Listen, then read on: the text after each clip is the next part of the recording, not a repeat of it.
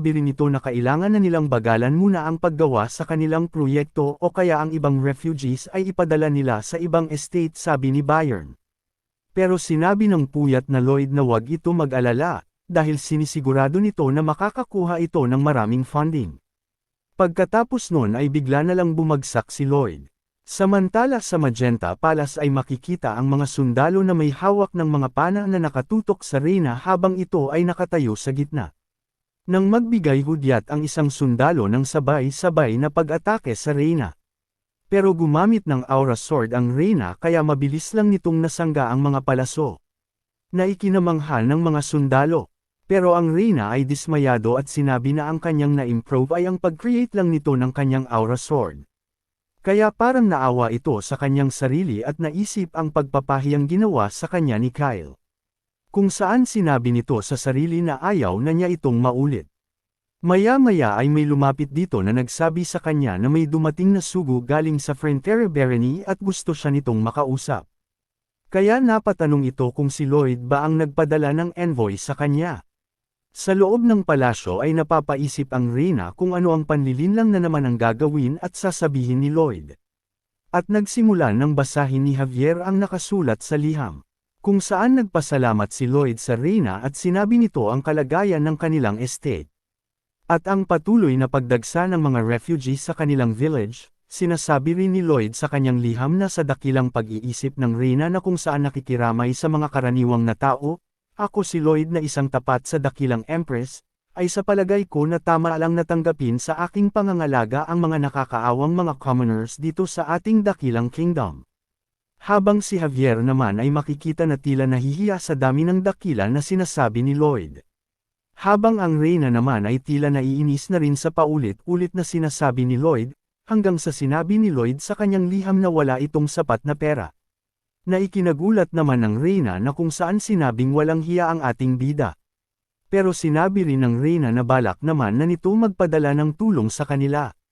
Pero sa pagpapatuloy ng pagbabasa ni Javier ay sinabi nito na ang kailangan nila ay 3 beses na mas mataas sa iniisip ng Reyna. Kaya gulat na nasabi ng Reyna na 3 times at kung ito ba ay wala na sa katinuan. Pero sa pagbasa ni Javier ay sinabi nito na hindi ito baliw. Kaya tila nanakit ang ulo ng Reyna, habang si Javier ay patuloy na binabasa ang mga sinasabi ni Lloyd. Kung saan sinabi nito na ang plano niya ay magtayo ng isa pero maraming palapag na building, at plano nito na mabigyan ng permanenteng tirahan ang mga tao. Na kung saan sinabi ni Lloyd na alam niya na yun din ang gusto ng Reyna. Pero sinabi ulit nito na wala itong sapat na pera, dahil dito ay pinatigil na ng Reyna ang pagbabasa ni Javier ng sulat ni Lloyd. At sinabi kay Javier na sabihin kay Lloyd na bagamat siya ang Reyna ay hindi nito kaya na biglaan na gumamit ng malaking halaga ng pera. At sinabi na kailangan pa nila muna itong ikonsulta sa mga financial expert. Pero muling naglabas si Javier ng isa pang sulat na mula pa rin kay Lloyd, at sinabi na walang magiging problema sa plano ng kanilang mga building dahil maaari rin itong magamit bilang protection kung sakaling babalik ang Monster Domino o kaya umatake ang mga kalaban na mula sa silangan. Sinabi ni Lloyd na malaki ang gagampanan ng mga building na ito para sa kapayapaan sa kingdom ng Reyna. Dagdag pa nito na ang lahat ay sasang-ayon sa planong ito, sabi ni Lloyd. At dahil dito ay napaisip ng malalim ang Reyna, dahil marami siyang makukuha na benefit sa planong ito ni Lloyd. Isa pa ay mas lalong lalakas ang kapangyarihan nito sa kanyang nasasakupan. Dahil dito ay napagpasyahan na ng Reyna ang pagbibigay ng perang hinihingi ni Lloyd. Pero may pahabol pa ito sa sulat na nagsasabi na mas magiging maganda kung pati si Corgedes ay pupunta sa kanilang estate. Na pinagbigyan din naman ng Reyna. Samantala sa Fronteres Estate, ay makikita ang mga abalang trabahador ni Lloyd. Kung saan pinamumunuan ito ni Greg, pero sino ba si Greg? Sa una si Greg ay isa sa pinakatamad na sundalo ng kanilang village pero ito ay laging nasa paligid lang ng ating bida. Present din ito sa isang napakadelikadong misyon kung saan nalagay pa sa panganib ang buhay nito. At maging sa mahirap na trabaho ay ginagampanan nito ng maayos ang kanyang mga responsibilidad. Ganyang tao na si Greg ngayon. At dito nga ay ipinapakita ang pagtulong ni Greg sa mga refugees.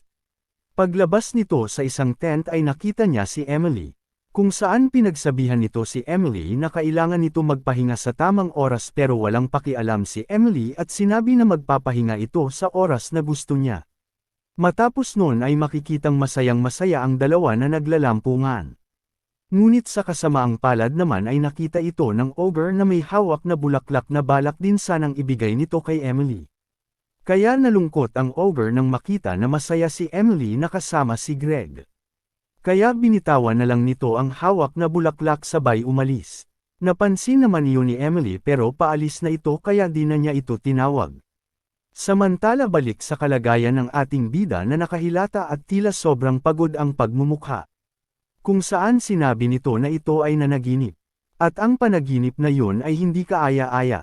Napansin ni Bayer na dumilat na si Lloyd kaya tinanong niya ito kung ayos lang ba ito. Pero sumagot si Lloyd at sinabi na sa palagay nito ay malapit na ang oras. Anong sinasabi mo Master Lloyd? Nag-aalalang tanong ni Bayern. Ang ibig kong sabihin ay papalapit na ang araw para sa pagpapasahod ng kanilang mga tauhan sabi ni Lloyd. Kaya tila nalungkot din si Bayern. Ubo ng ubo si Lloyd habang sinasabi na magiging zero na ang balance nito at soon ay mawawalan na ito ng pera. Pero ini-encourage pa ito ni Bayer na pwede naman nila i-delay ang pagpapasahod, at sigurado naman ito na maiintindihan iyon ng kanilang mga tauhan, pero sinabi ni Lloyd na nagtrabaho ng maayos ang mga ito para kumita kaya paano ko i-delay ang mga sahod nila. At sinabi ni Lloyd na mas mabuti nang mamatay siya kesa gawin iyon. Pagkatapos ay tuluyan ng nawalan ng malay si Lloyd, habang si Bayer naman ay nagmamadali para mag-utos na tumawag ng doktor. Pero biglang dumating si Javier, at tahimik na lumapit kay Lloyd. Habang si Bayer naman ay sinasabi dito na hinimatay na naman si Lloyd. Pero inilabas ni Javier ang pera at sinabi na gumising na si Lloyd, at dahil nga doon ay biglang nagmalademonyo na umiilaw ang mata ng ating bida sabay bangon at na-activate ang special skill nito na financial heal. Dahil nga doon ay muling na naman na nabuhayan ang ating bida. At sinabi na magsimula na ulit sila sa paghuhukay ng lupa. Bayer na sinabi nito na ang kanilang proyekto na Honey Apartment Building ay nasa 70% na ang natatapos. Habang si Lloyd naman, gamit ang kanyang simulation skill ay sinusubukan nito ang mga posibleng kalamidad na kakaharapin ng kanyang apartment. Una ay sinubok nito ang landslide at nanatili naman na nakatayo ang mga buildings niya. Sunod ay ang typhoon, na matagumpay na nalagpasan din ng mga building nito. At ang kanyang huling sinubukan, ay ang pagpapakawalan ng isang meteor. Tuwang-tuwa sa kanyang kalokohan ang ating bida. Kung kaya ang tagapaghatid ng mensahe ay sinabing napakabaliw ni Lloyd. Habang si Javier naman ay nakatingin lang mula sa likod nito. Kaya napatanong si Lloyd kung bakit ganun makatingin si Javier sa kanya iniisip ba nito na baliw siya. Pero sinabi ni Javier na hindi nito iniisip na baliw si Lloyd. Pero yon ang nakikita ng ating bida sa mukha ni Javier. Pagkatapos ay sinabi ni Javier na dumating na sila Corgedes kasama ang 30 pa na dwarf na pinadala ng Reyna. Kaya napasabi si Lloyd na ito ay perfect timing. Sinasabi ni Lloyd na ang semento ang magdedetermine sa pagiging matibay ng kanyang apartment, kung kaya kailanganin nito ang isang concrete mixer truck na agad ipinakita sa pagsalubong nito kay Corgedes. Napasabi na lang tuloy si Corgedes na napakawalang modo ni Lloyd dahil sa ganung pagsalubong niya dito sa halip na bigyan muna ng makakain ang mga ito dahil sa layo pa ng kanilang pananggalingan, pero sinabi ni Lloyd na pinag-iisipan niya kung paano i-welcome ang mga ito. At sinabi niya na pinag-isipan niya ito ng maigi. Kaya naman sa conclusion ng kanyang pag-iisip ay ang best na naisip niya ay ang pag-welcome gamit ang blueprint na hindi pa nakikita ni Corgedes. Kaya sinabi ni Corgedes na maganda ang naisip ni Lloyd pero hindi na niya kailangan pangumiti na parang nakakaloko. Sabay mabilis na kinuha ang blueprint mula kay Lloyd. Matapos nun ay nagsimula na ulit sila sa kanilang construction project. Mabilis si Lloyd at Javier na naghukay ng lupa gamit ang kanilang mga mana blast. Habang si Pudong naman ang nagsilbing operator sa kanilang ginawang concrete mixing truck, ang mga boy muscles na over naman ang taga-baluktot ng mga bakal. Pagkatapos ay tinuturuan ni Lloyd si Bayern kung paano ang tamang pagbubuhos ng kanilang halong semento sa kanilang mga molde. Pagkatapos, gamit ang giant na si Bibeong ay siya naman ang magsisilbing crane na maghahatid ng mga materyales habang tumataas ang building na kanilang ginagawa. nakasama si Banggol na encouragement para kay Bibiong. Kaya masayang-masaya si Bibiong sa ginagawa. Pagkatapos ay ipinakiusap ni Lloyd ang pagpapatuloy ng kanilang ginagawa kay Bayern, para simulan naman ito ang isa pang problema para sa kanyang apartment. Ang insulation ng kanilang heating facilities. Ang Honey Apartment heating system na kanyang gagawin ay pinapatakbo gamit ang steam kiln at ng uling. Kung saan ito ay nagpapainit ng tubig at ide-discharge na dadaloy sa mga bakal na tubo. At pagkatapos nito dumaan sa mga tubo, ay mapupunta naman ito sa lugar kung saan may mga nakakonect na radiators para magpainit sa mga kwarto. Pero ang problema ay kapag habang tumataas ng palapag ang pupuntahan ng mainit na tubig ay dahan-dahan naman na lumalamig ang temperatura nito. Kung saan kapag umabot na ito sa ikawalong palapag ay wala na itong init. Sinasabi ng ating bida na sumubok na ito ng iba't ibang insulating materials na available pero lahat ng iyon ay palyado. Kaya gumugol ito ng ilang gabi sa pagre-race itch. Hanggang sa may maalala itong isang chapter sa libro kung saan si Javier ay kumalaban ng isang dragon. Sa pagkakataong iyon ay hindi pa ganap na sword master si Javier, at mas mahina pa ito para lumaban sa isang dragon. At direktang tinamaan ng Blast of the Dragon Breath si Javier pero walang pakialam si Javier dito dahil ang suot nitong armor ay gawa sa pinatigas na dagta na galing sa puno ng Elencia. Ang pinakamaganda na insulating material sa mundong ito. Kaya si Javier at ang ating bida ay nagpunta sa lugar kung saan matatagpuan ang puno ng Elencia. Dito ay sinabi ni Javier na 2 araw na silang naglalakbay. Kaya napatanong ito kung gaano pa ba kalayo ang dapat nilang puntahan para lang makakuha ng insulating material. Sinabi ni Lloyd na pupunta sila sa Everglow Forest kung saan naninirahan ang mga elves para kumuha ng dagta na mula sa puno ng Elencia. Kaya biglang nag-back out si Javier. Saan ka pupunta? Tanong ni Lloyd. Sinabi ni Javier kung hindi ba alam ni Lloyd na galit ang mga elves sa mga tao. At sinabi rin nito na imposible makipagnegosasyon sa mga ganitong lahi, pero sinabi lang ni Lloyd na sige bumalik ka mag-isa at tinawag niya ito na escort knight. Kaya wala nang nagawa si Javier kundi ang sumunod sa kanyang Master Lloyd. Habang naglalakad ay sinabi ni Javier na ang lahi ng mga elves ay 500 years nang walang nag-a-approach sa mga ito. Kaya paano mo ito hihikayatin? Tanong ni Javier. Anong hihikayatin? Tanong ni Lloyd. At sinabi nito kay Javier na tila iba ang iniisip nito. At sinabi ni Lloyd na hindi nito ginagawa ang manghikayat ng iba. At sinabi na may malademonyong mukha na ang plano nito ay magnakaw sa mga elves. Dahil dito ay nasabi ni Javier sa sarili na gusto niyang bugbugin si Lloyd hanggang sa mamatay ito.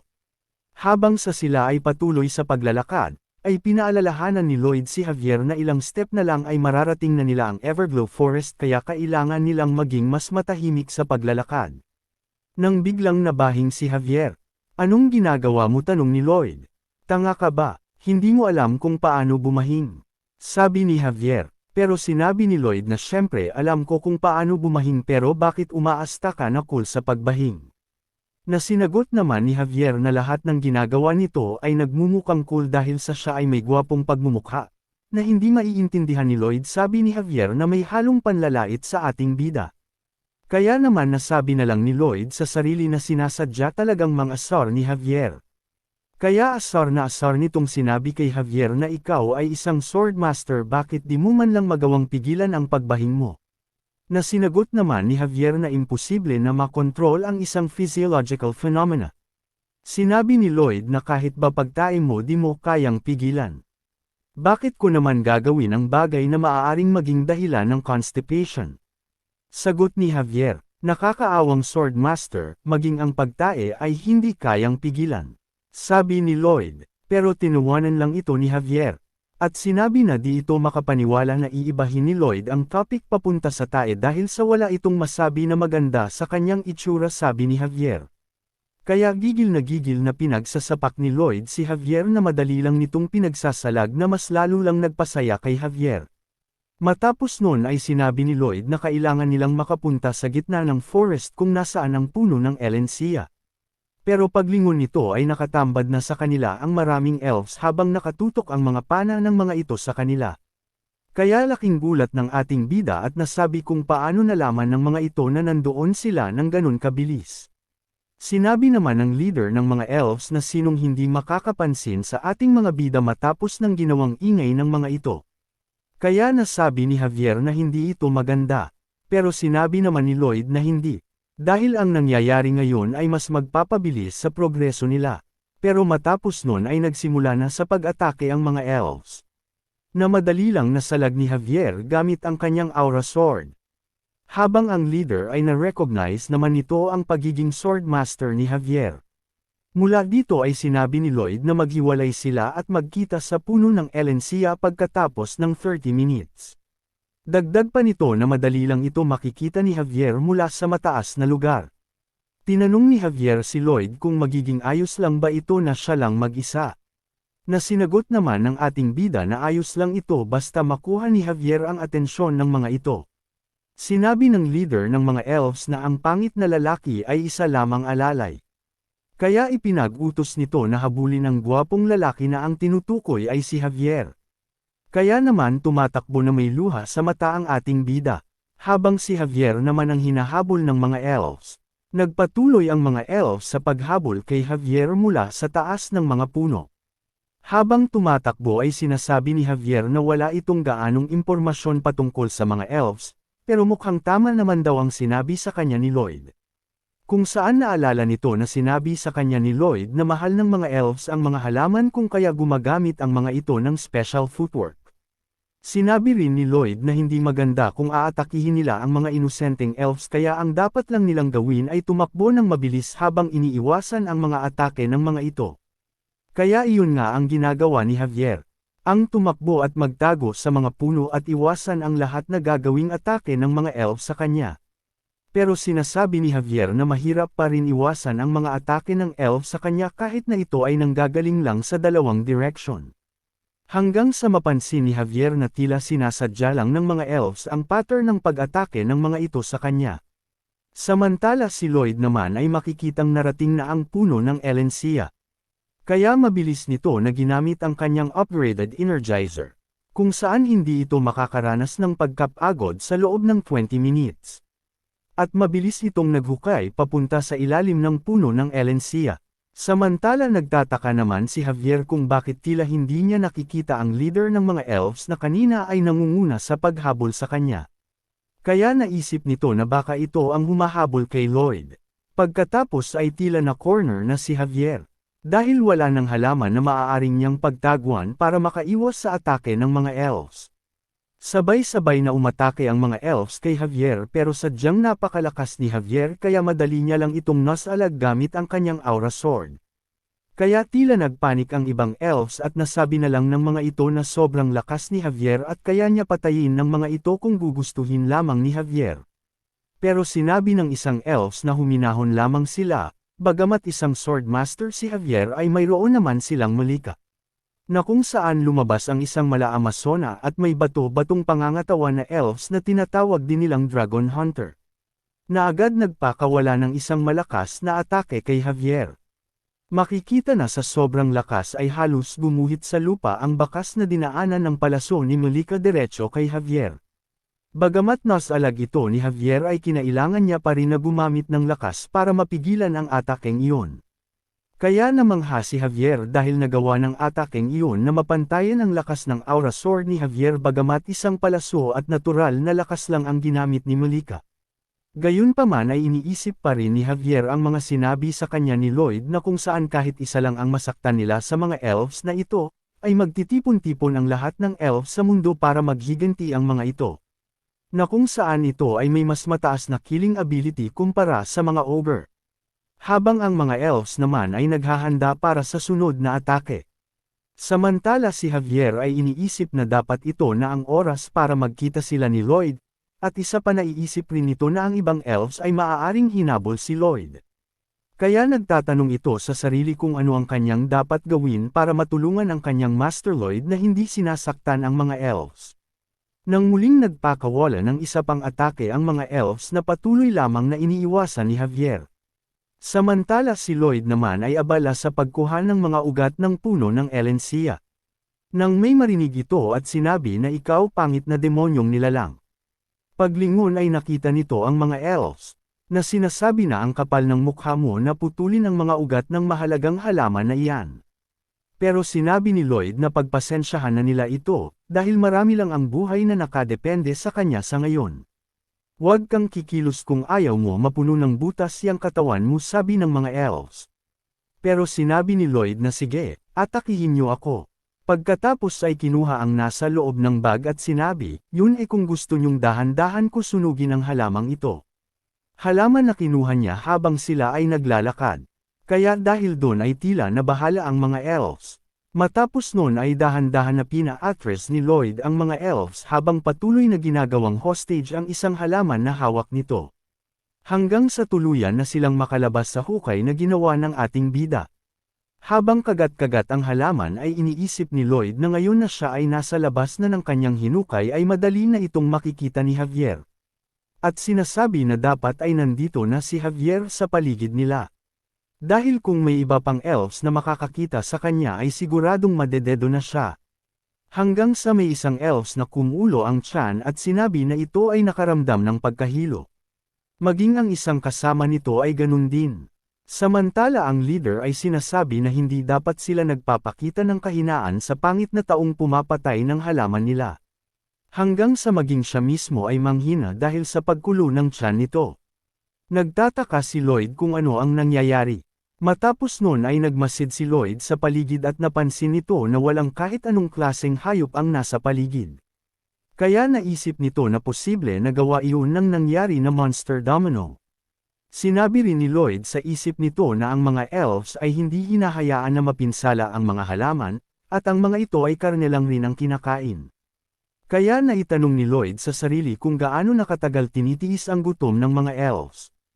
Habang si Javier naman ay tila pagod na sa pag-iwas sa mga atakeng ginagawa ng elves sa kanya.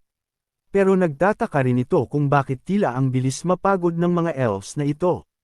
Kaya naman sinamantala ni Javier ang pagkakataon para umatake. Habang sinasabi nito na sana ay maging ligtas ang kanyang Master Lloyd. Kaya naman kung gusto mo na masubaybayan ang ating kwento ay i-open mo lang ang notification bell pagkatapos mo na mag-subscribe.